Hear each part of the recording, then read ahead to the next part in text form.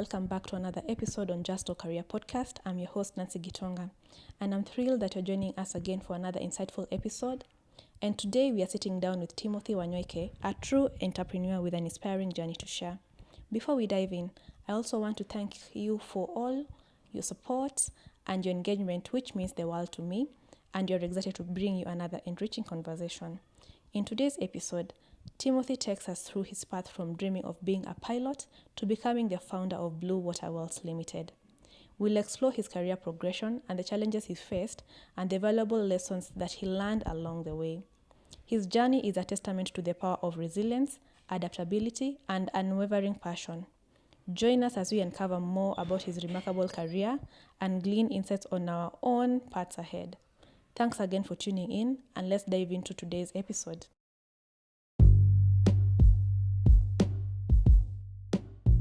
Hi guys, welcome back to another episode, and today we have Timothy Wanyoike. I met Timothy very many years ago, and basically he was my maths teacher in primary. Not that he's very old, he's young, but of course he can be a president because he's above 35. And from there, I was able to get in touch with him, and thank you for coming because it's a pleasure to always have you here. Thank you. Yes, and I think we can start. And by starting, we start with you say your name, and then what you're currently doing, and then we move on from there. Okay, my name is Timothy Wanyoike. I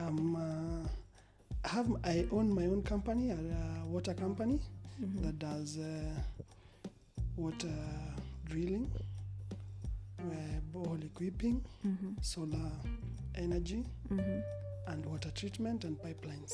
That's basically what I do from a day-to-day activity. My company is called Blue Water Wells Limited. Okay. Yeah. And where is it? It's based in Thika. Okay. Yes. Okay. So, thank you again for coming. And I want us to start from, give us what was your childhood dream, and if what you are dreaming about is what you studied in uni, and if not, what you're doing now. My childhood dream was being a pilot. Then along the way, I changed my mind a bit to being an engineer. Then when I went to campus, I studied engineering because I was good in both mathematics, physics, and chemistry. And as you said, I taught you mathematics at one point. So mathematics was my favorite subject. Okay. So engineering is more of analytical thinking. So it made me feel like I needed to do engineering. So I did engineering. That's basically... I think I lived my childhood dream, apart from maybe I didn't become a pilot, but basically being an engineer is half my dream there. Okay. Yes. That's good. You can also share with us your now career progression from now when you are in uni, after uni, and then how it has been, basically the journey. Also,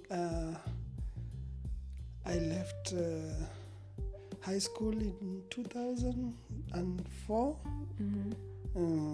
Got some good marks. I was called up to Jomo Kenyatta University of Agriculture and Technology. That time they had twisted the course that I took.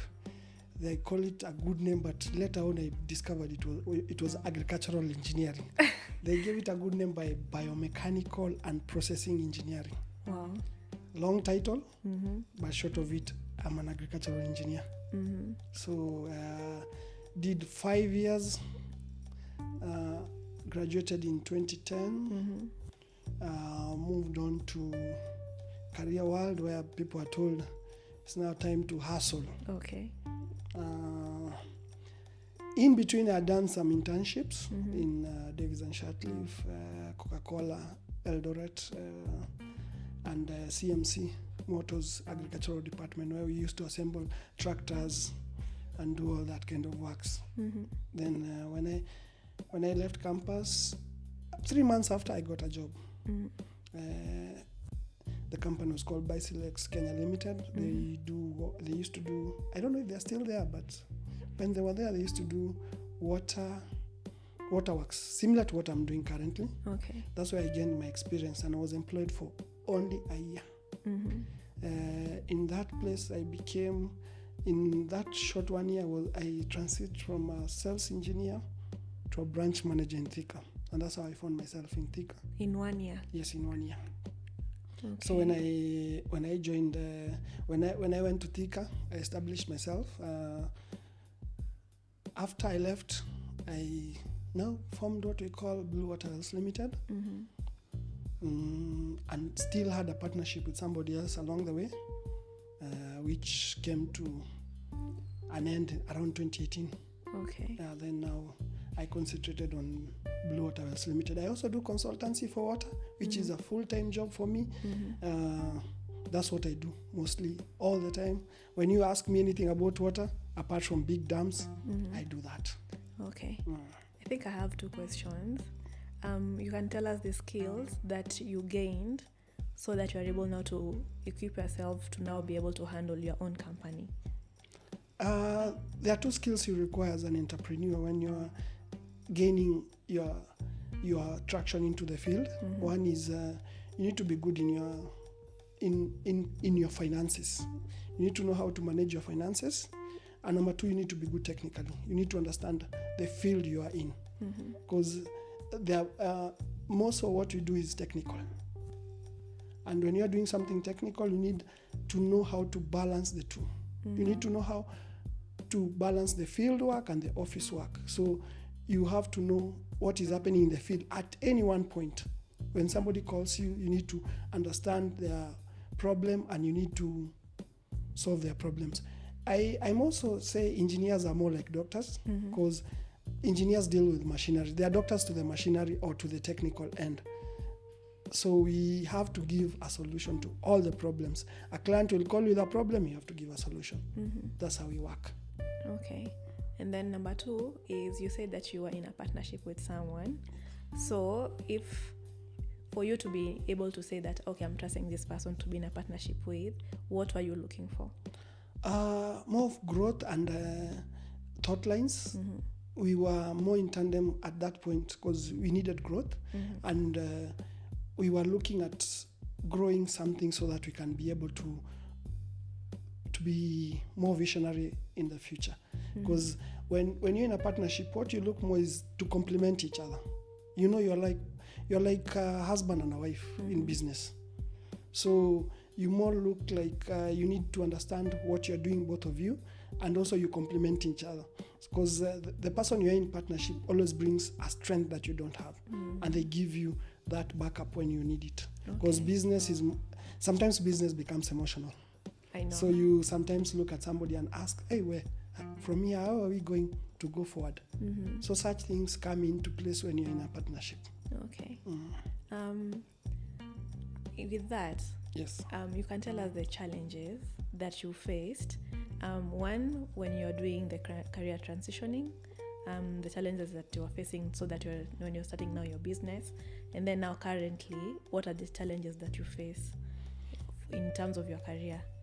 So transitioning on which part? When I was leaving employment to become an entrepreneur, there's always that part whereby you have fear of the unknown. Fear of the unknown in that you don't know what tomorrow will bring. You're used to end month going into an ATM, doing the PIN and getting something out of it. Now you're in the entrepreneurship world. You don't have such kind of luxury. You have to be well endowed so that you can know that you need to plan way ahead of what you're focused. That was number 1. Number 2, it was more so something to do with what do you call this now? The word, the transitioning from employment to entrepreneurship sometimes becomes a challenge because clients will not face you or will not look at you the same way they used to look at you. Because now you'll approach a client in a more determined way, getting a business, but they will ask you how many years of experience, how old is your company. So those are big challenges because it's called work experience. Having worked for only 1 year, our work experience was something I really needed to work on. And it has taken me a while to get that work experience, because now that is close to 13 years of working. Yeah. Okay. Yes. I assume you have employees. Yes. So when someone wants to come work with you, and this is in terms of now the actual skills, not like accounting or something of the like subordinate stuff. So what skills are you looking for when someone wants to work with you in that, in those projects that you have? It depends with what you are looking at. If it is more of the TVET courses, we are looking at plumbers, electricians, and also civil engineers. That is in now the TVET levels. If you are in a degree level, we are looking at water engineers, which part of it is in civil engineering and other part is in agricultural engineering. So we look at those kind of skills, and mostly it's in the water field.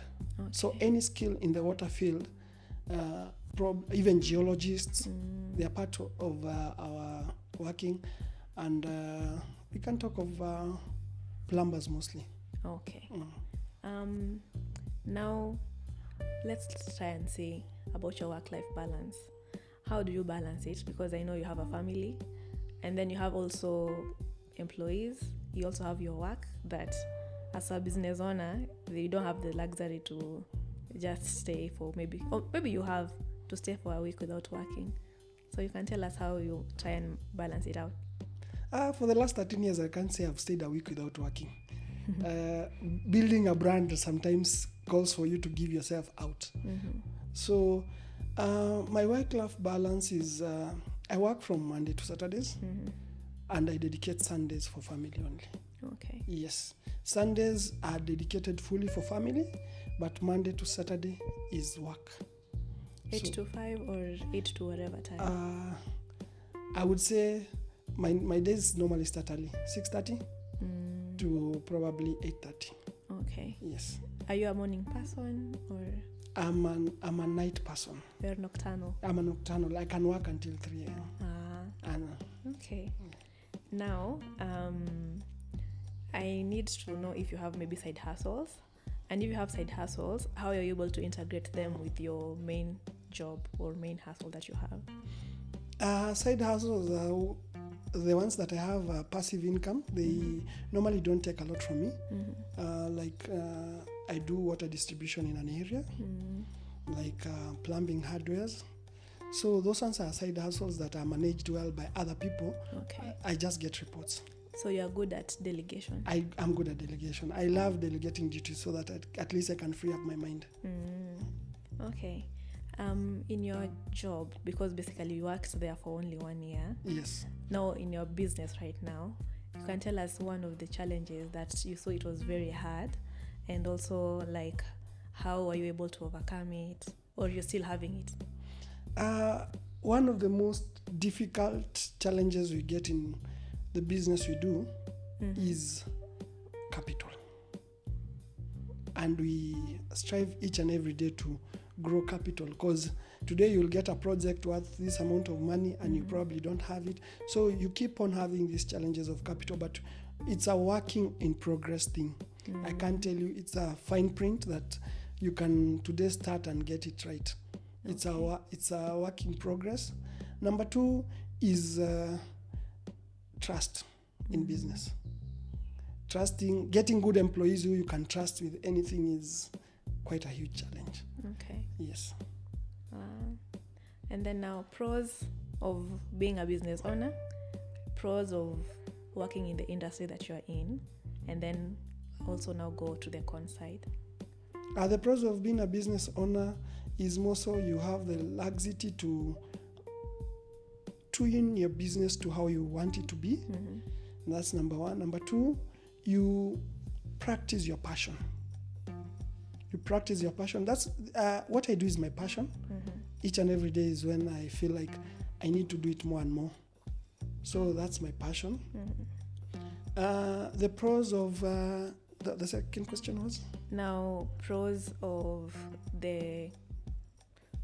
what have I said? So the pros of being in the business career, the career actually that you're having? Or the careers that I am in. Yeah. I practice what I learned in school, part of it. And number two, it gives me more experience each and every day. I learn new things each and every new. Yeah. So it's a field that I cannot exhaust. Okay. Even if I was to live like Methuselah, I will not be able to exhaust all that I can learn. Okay. Yes. And then you are able to tell us in a nutshell about how your day-to-day work looks like, or when you wake up in the morning, how, like, a normal schedule that you use. My normal schedules, normally I start with emails in the morning and workloads that I need to offload.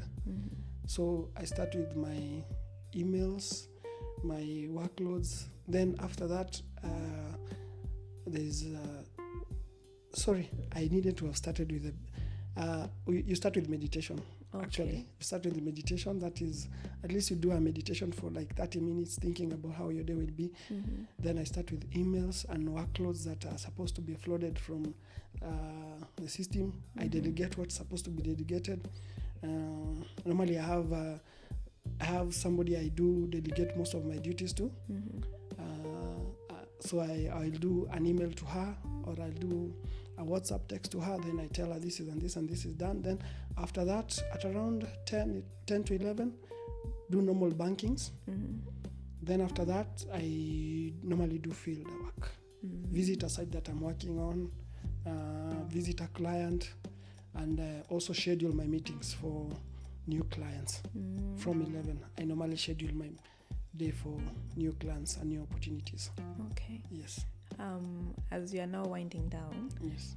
I can ask, what is your vision for Blue Water? And it's not a 5-year plan, but basically, what are you envisioning for it to become in the future? To be one of the more leading solar and water energy providers, both in Kenya and probably Africa and global, and have it been integrated into the family business with my boys running it in the future. Yes. Okay. So for someone who wants to be having the skills that you have, and also, I think, is it the same course in Jomo Kenyatta, or they changed the name again? What should they look out for, and what skills should they gain? One, for you to become an engineer, you need to be good in mathematics, physics, and chemistry. That's number one. Number two, you have to have a passion for what you want to do. And number three, you need to, at least early in life, love modeling things and critically analyzing them and looking at them in a good angle. So those are the things you need to integrate. Then in Jomo Kenyatta, I really don't know if they still, but I think they got the name back to agricultural, if I'm not wrong, because there were a few issues with the engineering registration board, but which were sorted out after a while. Okay. Yes. But your certificate still stands? Yes, I'm a registered graduate engineer. I'm doing my project so that I can become a professional engineer. Okay. Yes. How long does that take? It depends with the project you're working on. I'm working on several projects, so I'll choose which project to submit to the board. So that once you submit to the board, they do review and they call you for an interview, and then once it's through, you're certified as now you have that title ENG before your name. Oh, you don't have that title now? No, for now I'm a graduate engineer. I'm just graduate engineer, not full, ENG. Not ENG. Okay. Yes. Okay, thank you. You can tell us your hobbies and how you integrate them again with your work. Hobbies, due to my work-life balance, I've found that I've put a lot of hobbies aside, but I love walking. I love walking in my free times. I love walking. I love hikes, and I love just having good times with friends. Yes. Okay. I think the last one will be, tell us where your company is based. Yes. And maybe how they can reach out to you when they want your services. Yeah. My company is in Thika, but I am always available to meet a client anywhere in Kenya. We have an email. You can reach us. We have social media pages, and we have a website. Our website is www.bluewater.co.ke. Email is info@bluewater.co.ke. And my number is available in all social pages. Okay. Yes. The social media is Blue Water? Yeah, Blue Water. Okay. Yes. Thank you. Thank you so much. Thank you for coming. Thank you. And until next time, we call it a wrap. Thank you so much. Bye.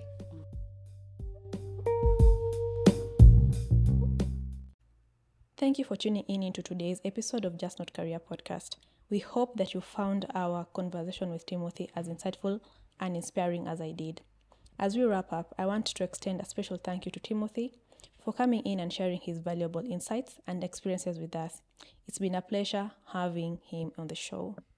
And of course, a huge thank you to all our listeners for your continued support and engagement.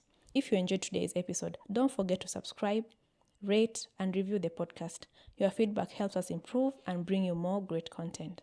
Stay tuned for the future episodes where we'll continue to explore diverse career journeys and uncover valuable lessons for personal and professional growth. Until next time, keep pursuing your passions on embracing new opportunities.